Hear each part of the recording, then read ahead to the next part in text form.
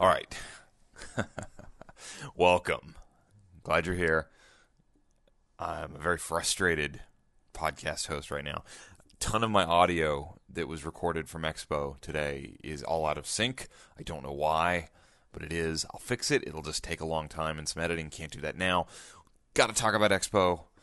Episode 113 of sorts. Coast2Coast Pinball. Let's go.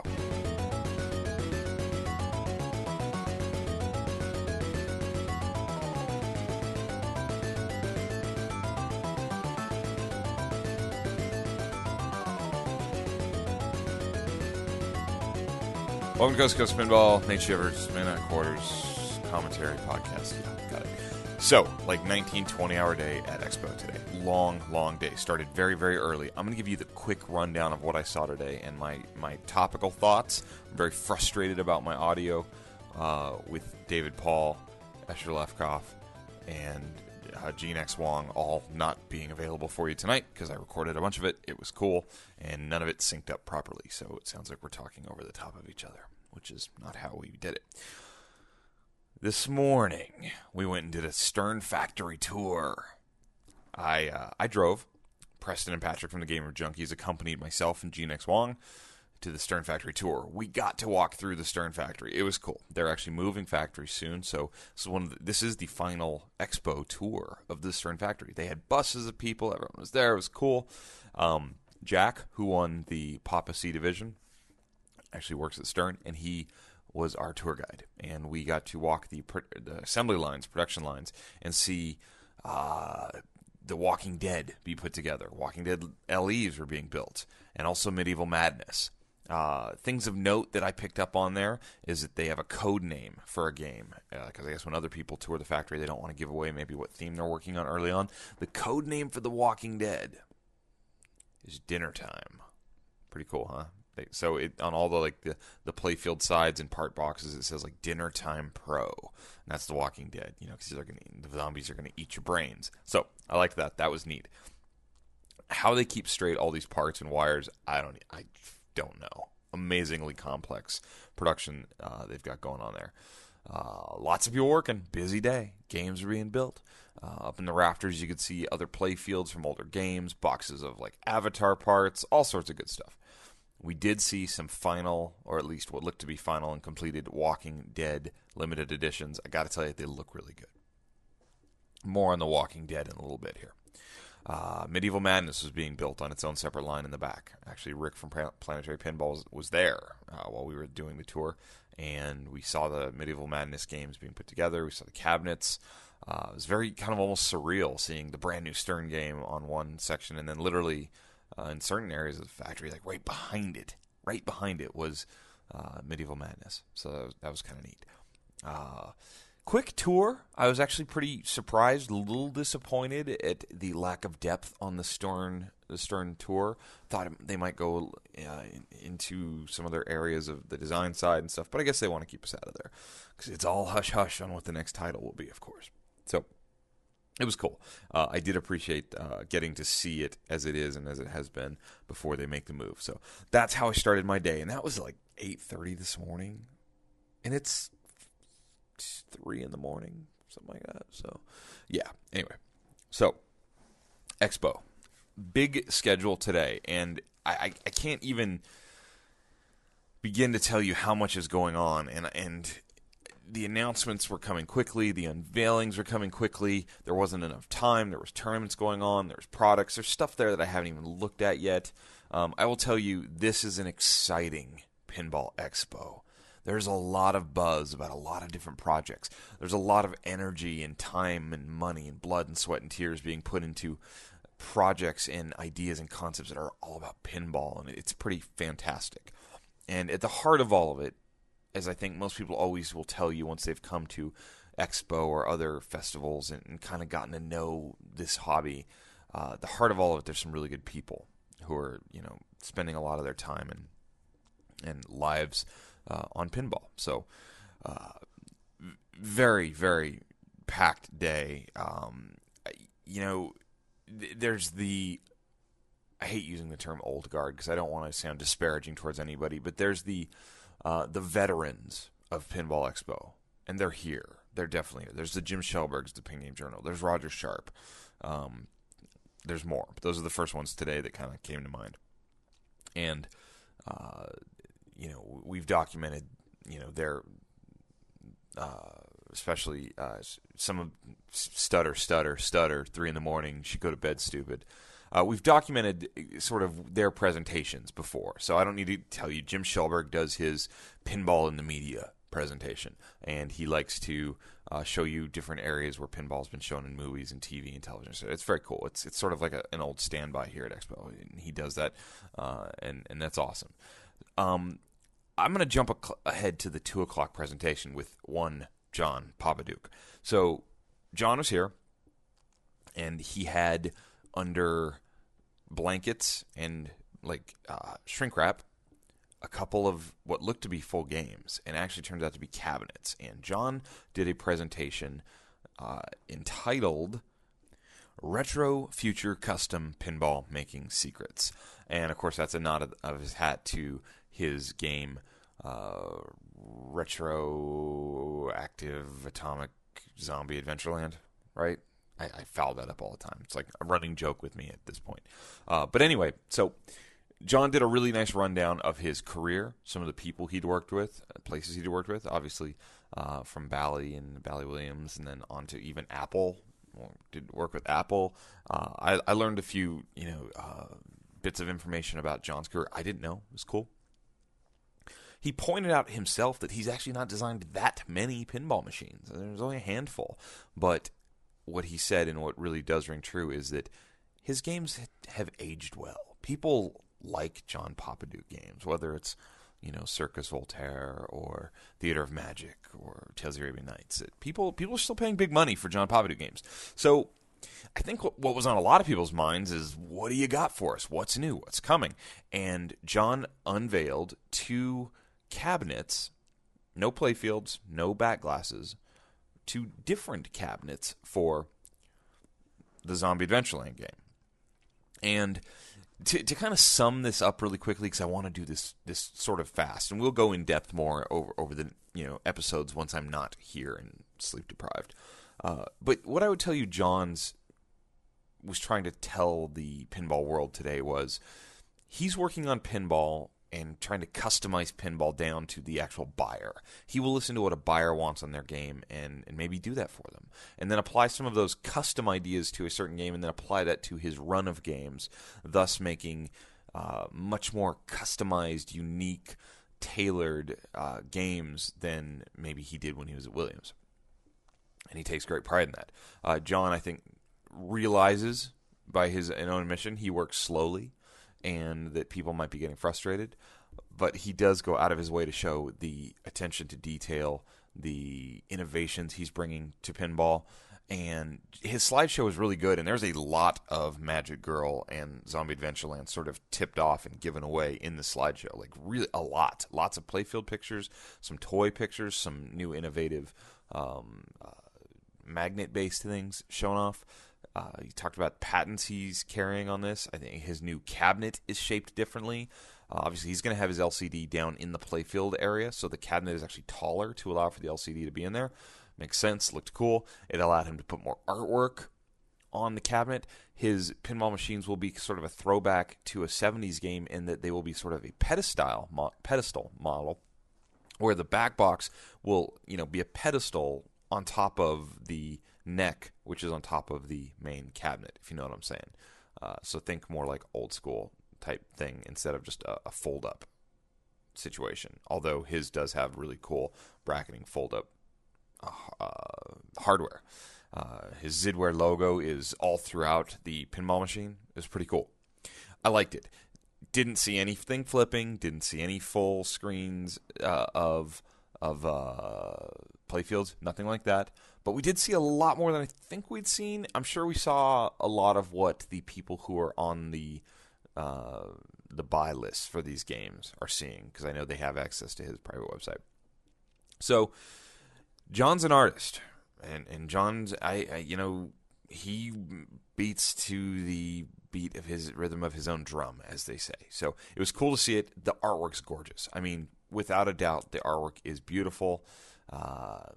the playfield shots I saw sure looked like they were going to be awesome. I have a feeling that these games will go down in history as like these long-awaited games that really set the bar for what a small build slash. And I was talking to somebody today, and I don't remember who, about the word boutique and how maybe it applies nowhere else better than the John Papaduke games. So boutique. Anyway, so that was awesome.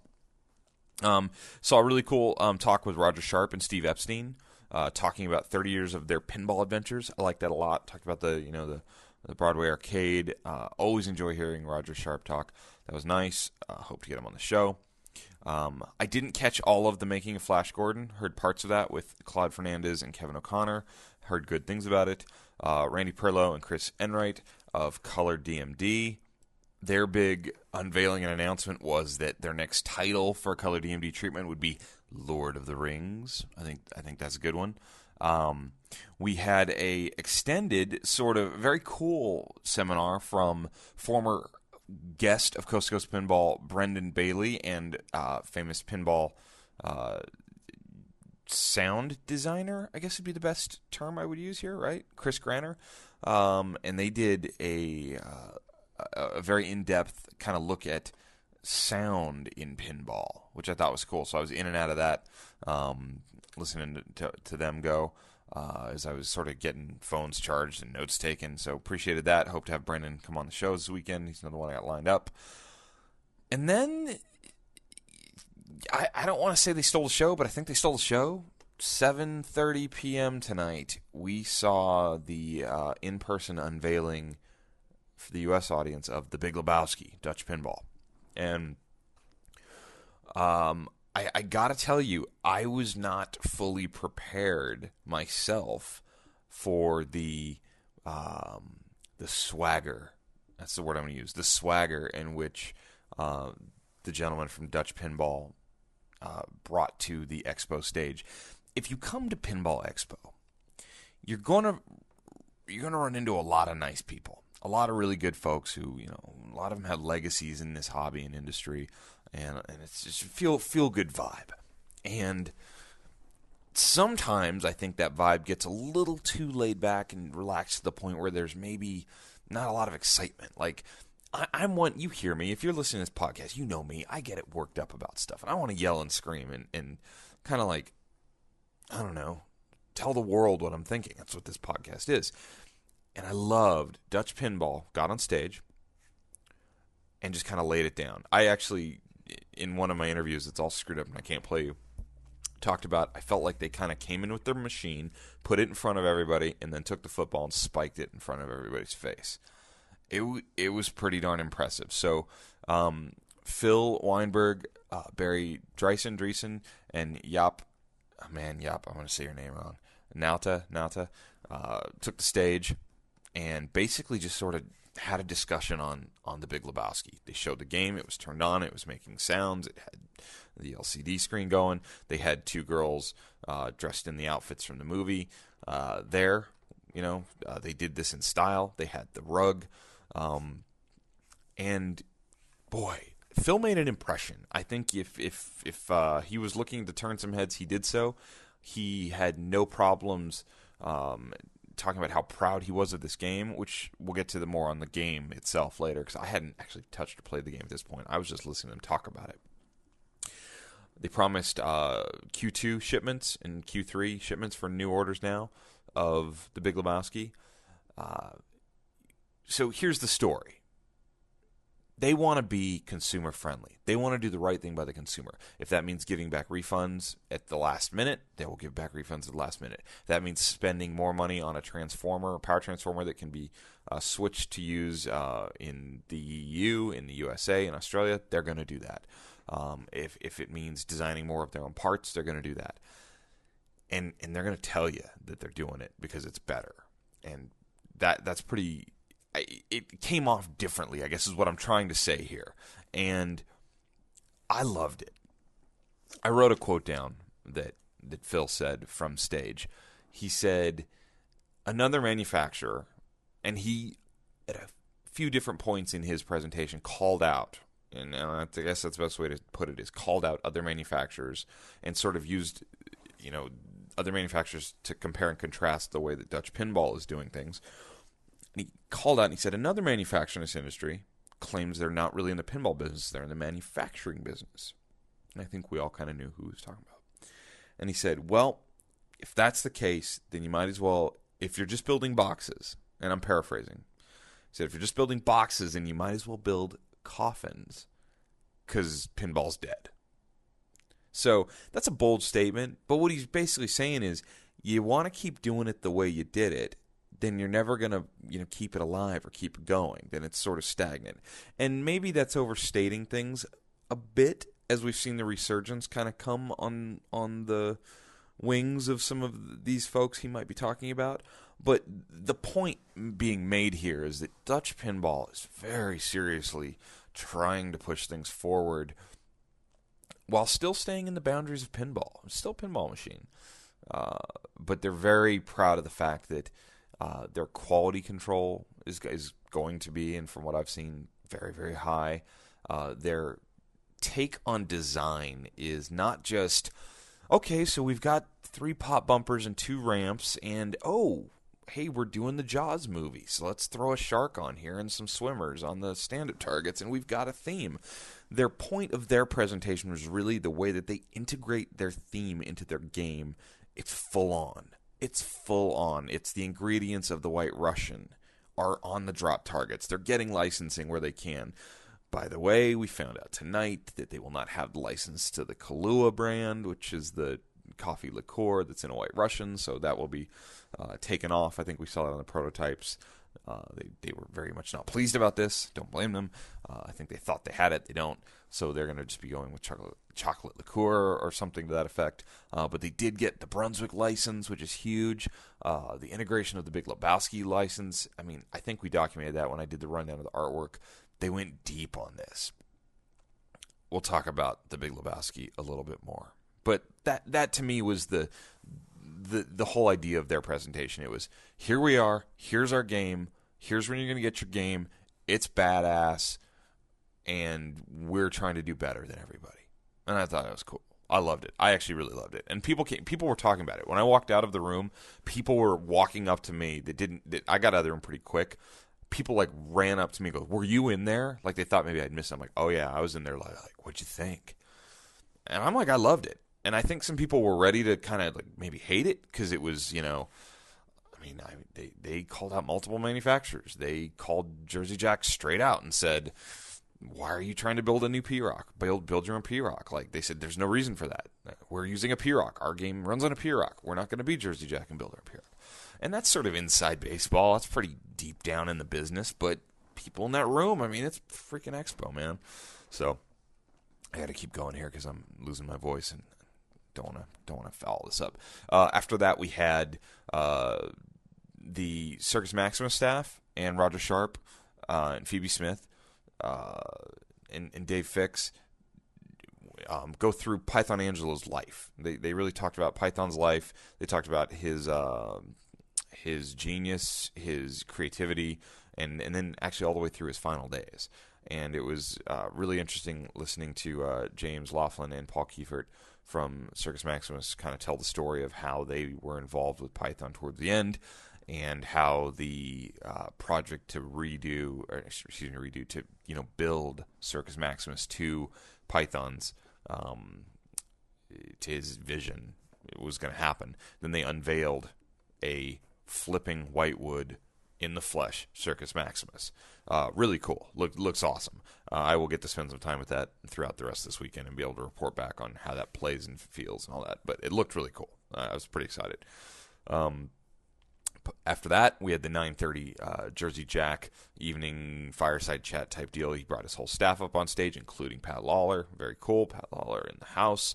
And then they rolled in the Hobbit underneath a gold...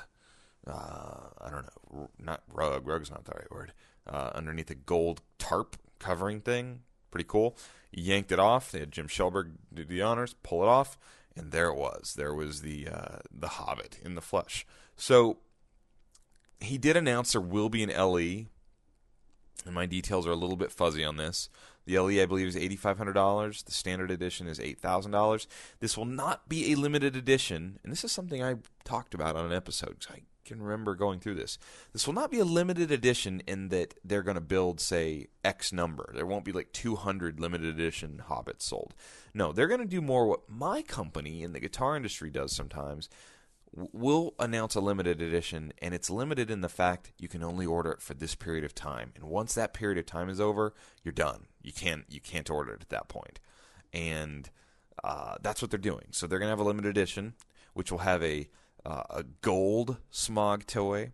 It will have gold Smog on the video. It will have gold armor, and I believe something else. And I can't remember what that is. But it will have all the upgrades.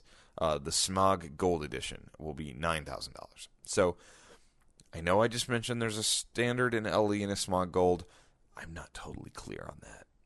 I was a little confused. Game looked amazing. I think the game looked absolutely amazing. Keith Johnson went through and did an overview, going through the features. There are at least 28 different modes in this game. I have a feeling this is going to be one of those deep, deep, deep games. The Smog toy is not what anybody expected. I don't think anybody expected it was just going to be the head of the dragon, and then it's on some gold coins. That was not what I think we pictured. I think Smog's mouth opens as well. The underside of this game is ridiculous. There's so much stuff. Drop targets all work individually, so they can play games with the drop targets where, like, you could have certain drop targets pop up and you need to get those quickly, and then certain drop down. There's a lot going to this. This game will deserve, I think, a lot of talk on this podcast, because I think there's lots to be said. So very much looking forward to getting to play The Hobbit. And that was the seminars. That was a big, giant yawn. So I'm really sorry I don't have these interviews to play. That was my goal, was to have enough interviews that I could do a quick 20-minute rundown, play a bunch of interviews, and we'd have a full-length, awesome episode. So we don't. We don't have that. But what I will do is give you a little more inside peek into what I did after the seminars were done. So Phil from Dutch Pinball so graciously invited me to a little pre-VIP private viewing party of The Big Lebowski in the presidential suite of the Westin. And Gene X. Wong and I went up there and checked it out. And they brought all their games. They have 3 prototype Big Lebowski games here, and all 3 work. And they've got some issues. They're pre-alpha code. It actually says that on the screen. It says running pre-alpha code. The layout's pretty much all there. It's pretty much how it's going to be. I think they mentioned in their presentation that there could be some changes to some artwork based on licensee type things that could still happen, that they're still waiting for approval.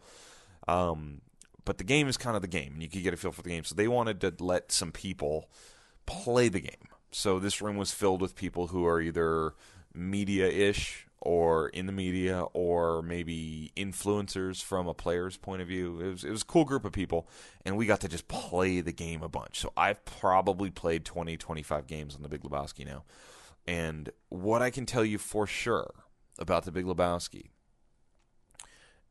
is it is no different than any other pinball game, in that Bowen Kern still blows my score away, no matter what I do. That I can confirm to you. I'm kidding. So I saw the photos a few weeks ago, and, look, I think everything we've seen out of Dutch Pinball so far has been top-notch. I've said it. I know they listen to the show, so I'm not going to, repeat stuff just for the sake of repeating for them. I'm saying it for the listener. What this company does is they figure out the best way to approach, their product, their image, their marketing. Everything they've done has been top-notch, and that has to be recognized. You still got to make a good pinball machine, right? Like, you can have the cool, pretty girls. You can have the checkerboard expo space that you have 10 spaces instead of 2. You can put out color flyers and cool little videos. You can have all that, but you gotta make a good pinball machine. So I saw the photos a couple weeks ago when they did the the release, and it looked good. Obviously, it looked good. Looked like there's lots going on. My only comment, I think, at the time was maybe it's all the colors, which, you light up a big playfield like that. So now I got to know the game a little bit tonight. And to me, it was really, and I actually said this to someone while we were standing in line for tournaments, who, before I had seen The Big Lebowski, somebody asked me, like, what do you think about The Big Lebowski?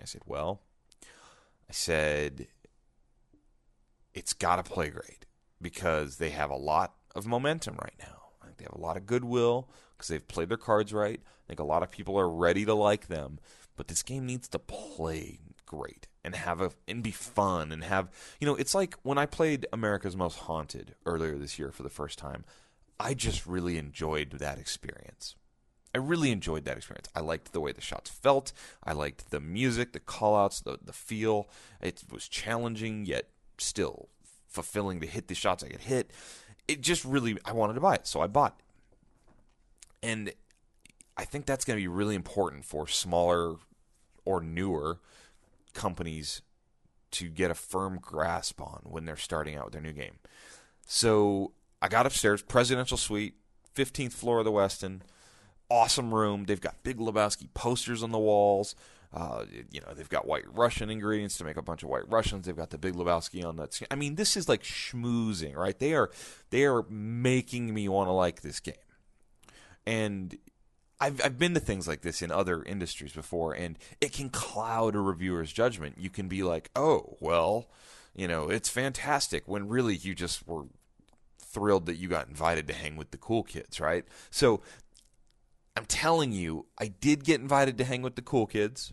I really appreciate that, 'cause I'm not always one of the cool kids. I appreciate that. But you still got to build a good pinball machine, right? Don't you? Right? Isn't that what really matters? So, after playing 20, 25 games on multiple machines, playing G-Nex Wong, playing Bone Kearns, playing the designers of the game, they've hit a home run. It's fantastic. It's better than I thought it would have been based on just looking at the layout and photos. The game plays great. It plays fun. It plays at the right tempo. Everyone's all on me because I have this issue with The Walking Dead and their little pop bumper trickle down. We can talk about that later. This game feels like it was designed by people who had designed 20 successful games before. This does not feel like a first game from a company. This does not feel like a takeoff of some other game I've played. It feels original. It feels fresh. It feels exciting. It's hilarious. The call-outs from the movie are so funny. Pre-alpha code. I mean, their pre-alpha code is kind of, I would say, somewhere, I don't know. I think their code was maybe not quite as fleshed out as what Walking Dead shipped with, but in some ways maybe more. So kind of both ways. I mean, there were features lighting up. You were stacking character things. Played the rug. The rug toy is awesome. The rug toy. Let's just quickly talk about the rug toy. The rug toy. It's this ridiculous idea. We're going to make a rug, and you're going to be able to bash it and roll it out. That sounds sort of silly. It also sounds sort of genius. And in reality, playing it is very fun because it gives you the closest thing I could relate it to, I guess, would be a mix between the spaceship on Attack from Mars and maybe the crate on Scared Stiff, where you have this center target that is just begging you to shoot it, but you got to be careful because it's one of those center targets, and your ball might come screaming straight down the middle. But you get the added bonus of when you hit that thing, it moves back a three-quarters of an inch or something like that. It takes 5 or 6 shots to clear it out of the way and create a big, hole to shoot the ball in and start the rug mode. Fantastic. The ramps are good. The one ramp, the left ramp, is steep enough to be dangerous. You got to watch it. I got to get a good shot on that. The upper playfield, one of the better playing upper playfields, feels like Whitewater to me. If I could compare it to anything, it kind of has a Whitewater vibe, but maybe a little bit better because it has a bash toy that pops out in the car that is so fun. And to get to the bowling alley is the left shot on the upper play field. You have to hit it off the very tip of that little flipper, and it's very fun. It's challenging enough too, so it's not a gimme. They had multiple super skill shots. They had a left flipper super skill shot, which was shoots around the left orbit, a la some other games we've seen before, and then you have to hit the rug shot right off the bat. Or the right, hold the right flipper button and then plunge the ball, which puts you right up to that upper play field, and you get a shot at the bowling alley. Very cool. Very, very cool. Inline rollovers that are on top of each other, so you actually have 5 inserts. I'm doing all this off memory, so I really liked it. Played a lot of games. My complaint about the colors and having so many colors was pretty quickly put to bed, and I think Barry from Dutch Pinball was pretty happy to kind of ask me after I'd played it a while, so what do you think now? And I had to admit to him that my one thing about the colors, when the game's actually being played the way it's supposed to be played, with GI lighting on and inserts lit, and it's not just, under the bright light of a flash of a camera, it looks great. It looks fantastic. I wouldn't ever complain about it. The bowling alley mechanism is rather large. That window into the bowling alley is pretty big, and they had a lot of stuff to put on this game with inserts and characters and different pieces of art from the show, so they actually have less space to do, so it is a lot crammed into those areas, but it's done in a really nice way. It's done in a way that looks good. I think that they were tied to a couple things, such as the photos on the inserts of the characters, some of that, movie company, Universal, properties, I'm blanking here on the words, they had to do that. But overall, I think it looks great, feels great. There's lots of shots. I mean, there's no shortage of shots to hit on this game. We had crowds of people running up to whoever was playing when you heard they were going bowling to then try and, do the bowling game where it moves automatically back and forth across the pins, the little shooter thing. So it's moving left and right, and you hit the plunge button to then let the ball roll down and try and, hit as many pins as you can. And you can get a strike, or you can get maybe 6 pins down and then have a second shot to try and get the spare, pick up the spare. It's pretty cool. You could have half-assed that really easy, and instead I think they overbuilt the damn thing, and it's ridiculously good for this small part of the game. But that right there, and that's actually where I'm going to leave this for tonight, that kind of sums up what I saw from Dutch Pinball tonight. I was very impressed. You can't pull the wool over my eyes with, a nice fancy suite and some free waters. Because I don't drink the White Russians, but I would have still come here and told you that they had a lot of work left to do if they had a lot of work left to do. Now, obviously, they do on coding. It's early days, I think, for their code. But as far as building a game that feels amazing, plays great, has innovation in there, so it's exciting and new, home run. And I think I said this last episode. Maybe I didn't say it directly, but I was trying to insinuate this. Stern released The Walking Dead. It's a fun game. I'll talk about it more later, but let me tell you this. It plays kind of like I thought it would. The ball goes to the pop bumpers a lot, and I can forgive that. I'm okay with that. I get it. They're going to do programming thing. I've already heard that Lyman Sheets is going to really integrate that in a cool way. It's a unique enough layout that it gets away with that, I think, because it has some different feel to it. It's the way the ball exits the pop bumpers that's actually really started bothering me, because it in a clunky way bounces off the side of the well walker sometimes and down toward straight, down the middle type of drain. But it's good. I actually kind of like it. I like The Walking Dead more than I expected after seeing those videos. Those videos didn't have me all that excited, but I like The Walking Dead. I had fun. Still don't like the hit call-outs. It's the wrong tone. He shouldn't be that happy. He should be dark, whatever. However, Stern Pinball is still putting out games with, now they're red, dot matrix displays. That's going to be a problem at some point. They've got to realize now that there's lots of companies either doing LCDs or going to be doing LCDs. And yeah, maybe that's not that big of a deal here in October of 2014, but before you know it, it's going to be October of 2015, and there's going to be even more. So I wouldn't want to be just sitting there continually building the same basic thing over and over again as the innovation starts happening around you. And here at Expo, you can't help but hear things and hear rumors. I think they're pretty aware of that now. I think they know. And I got to tell you, I wasn't at Expo last year, but I listened to it streamed across the internet.